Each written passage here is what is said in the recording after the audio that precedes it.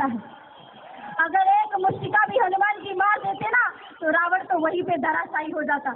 तो आप हनुमान जी से कम थोड़ी है, हमारे पूरे मंगलुरु की धरती का हर वीर पुत्र हनुमान जी की बराबर। तो उठा लो हनुमान जी की गदा, उठा लो भगवान श्री राम का धनुष और उनसे कहो हमारे भारत देश में भोंकने वाले लोगों की कमी नहीं है। भाग्यनगर जिसको आज हैदराबाद कहा जाता है, वहाँ 2 गीदड़ रहते हैं, सभी जानते हैं ना। वो गीदड़ इतना चिल्लाता है लेकिन सिर्फ अपने झुंड में चिल्लाता है। उस गीदड़ की इतनी औकात नहीं है कि हिंदुओं के सामने आके कुछ बोल सके। अपने झुंड में वो होता है ना, एक गीदड़ बोलता है तो पीछे पीछे सारे गीदड़ चिल्लाने लगते हैं और कुछ हिंदू डर जाते हैं कि ये ऐसा कह रहा है, ये ऐसा कह रहा है। अब उसकी बात का अंदाजा आप इसी शब्द से लगा सकते हैं कि उसने कहा कि 25 मिनट के लिए पुलिस से हटा दो। इसका मतलब उसको पुलिस से डर है। ये जो पुलिस है ना, इनके अंदर भी हिंदुओं का खून है। अगर भारत की पुलिस को ललकार के कहता है ना, भारत की पुलिस अगर चाह ले वो तो राम जी का उसने नाम लिया, भले गाली दी उसने, वो तो उसने राम जी का नाम लिया, इसलिए अभी तक जिंदा है भैया, वरना उसके हड्डियां कहाँ जाती पोस्टमार्टम के लिए भी दिखाई नहीं देती। होते ऐसे कई लोग, होते हैं ऐसे गीदड़ जो रहते भारत देश में है, खाते भारत देश की और बजाते पाकिस्तान के। ऐसे जोड़ियों को जीव में मार के भारत देश से निकाल देना चाहिए। कई लोग कहते साध्वी जी आप तो संत है, संतों को ऐसे शब्द नहीं बोलने चाहिए, संतों को गालियां नहीं देनी चाहिए। मैंने कहा भैया अब हम उस परंपरा के संवाहक नहीं रह गए जो परंपरा में कहते थे कि कोई इस गाल पे मार दे तो भैया ये गाल भी दे दो। ना बहुत मार दिया और बहुत मरवा दिया। अब तो थप्पड़ मरवाने की बात नहीं है कि कोई जिस गाल पे मारे तो ये गाल भी दे दे। हम बहुत कह चुके। एक दोहा सुना होगा आपने, उसमें कहा जाता जो तो को काटा वो है, ताको वो तुम फूल और ताको फूल को फूले वाको है त्रिशूल। मैं कहती हूँ नहीं, अब फूल जो त्रिशूल वो है उसको फूल मत देना, जो तो को काटा वो है। हिंदू याद रखना, ये लाइन हमारे भारत देश की संतों की है। ये जो बात मैं आज मंच से बोलूंगी आप सबके लिए है।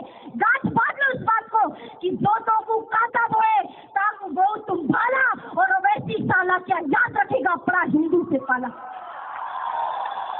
अगर भारत देश में जिसे रहना होगा उसे वंदे मातरम कहना होगा। भारत देश में राम मंदिर पे इतने सारे अड़चन आ रहे हैं, कभी कहता है कोर्ट निर्णय करेगी। आप बताओ राम मंदिर का निर्णय क्या कोर्ट करेगी? नहीं, ये हिंदुओं की आस्था है, हिंदुओं की श्रद्धा है।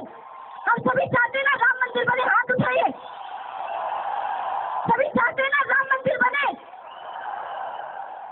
हैदराबाद में कहा जाता है हम राम मंदिर बनने नहीं देंगे।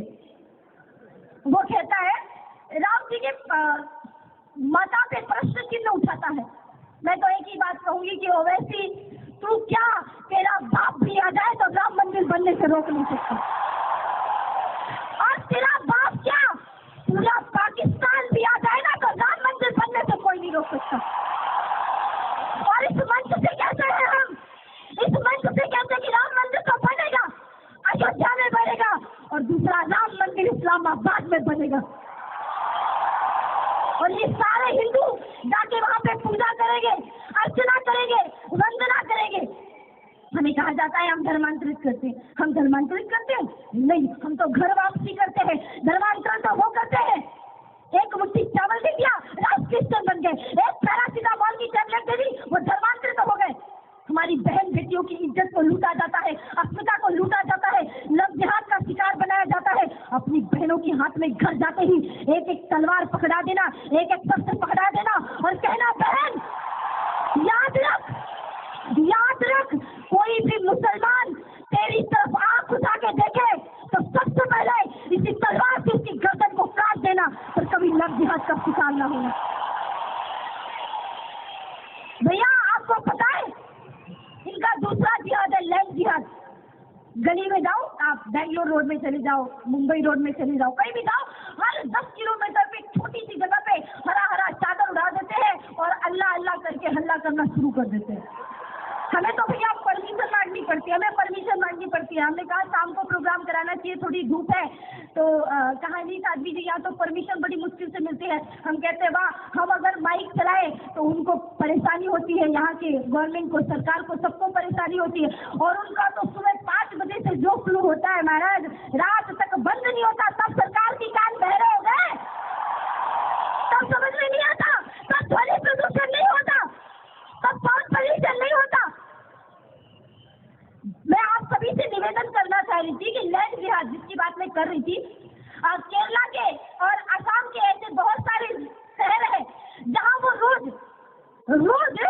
दिन में 5 बार रोड को ब्लॉक करके नमाज पढ़ते थे।